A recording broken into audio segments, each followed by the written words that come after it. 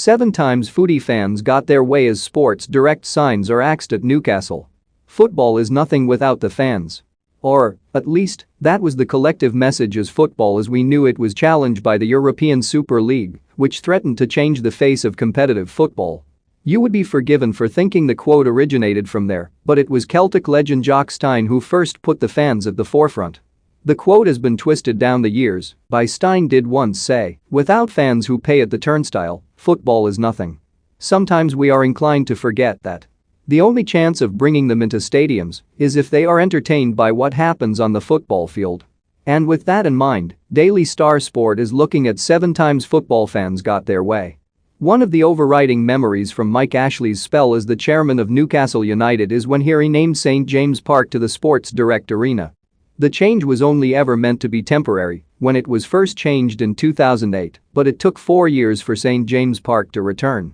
However, Ashley's fingerprints remained all over the stadium via the Sports Direct logos. They were finally removed earlier this week following Ashley selling the club to the PIF Group in October. Have we missed any off our list? Let us know in the comments section. In 2012, Cardiff City risked the wrath of the Cardiff faithful when he changed the Bluebirds kit to red. Tan decided to give Cardiff a facelift by changing the focus of the club away from Bluebirds to the Welsh Dragon. However, after years of backlash, Tan reverted back to blue in 2015, and Cardiff unveiled a new crest with the bluebird at the center.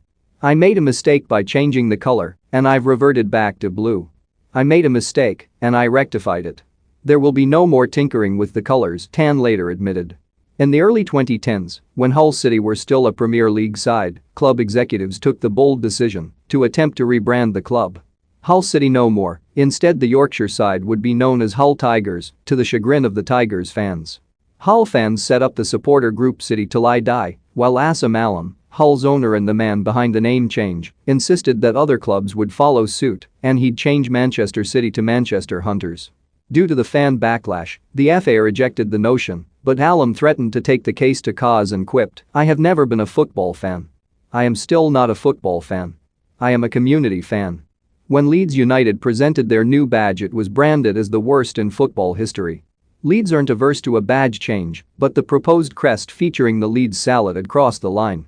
Leeds said in a statement, "We would like to take this opportunity to thank all fans for the inspiration they have provided, which, following further consultation with supporters groups, will form the basis of a democratic vote later this year.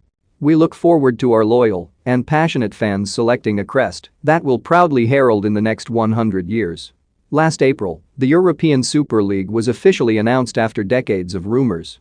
12 of the continent's top teams signed up for the new blockbuster competition, only to see it spectacularly blow up in their face. There was Gary Neville going mental on Sky Sports, protests at Chelsea that Petrusech had to try and quell, and Manchester United fans stormed Old Trafford. One by one teams pulled out of the project before a ball was even kicked. Back when football was played behind closed doors, Sky Sports, BT Sport, and Amazon Prime streamed every minute of football live on TV. Fans were charged £14.95 to be able to watch their side on the tell, and the Premier League opted for Brighton's clash with West Brom as the inaugural PPV game. However, after significant fans' backlash, it was scrapped. For 2 years, between 2011 and 2013, Fulham had a statue of Michael Jackson located outside of Craven Cottage. Fulham's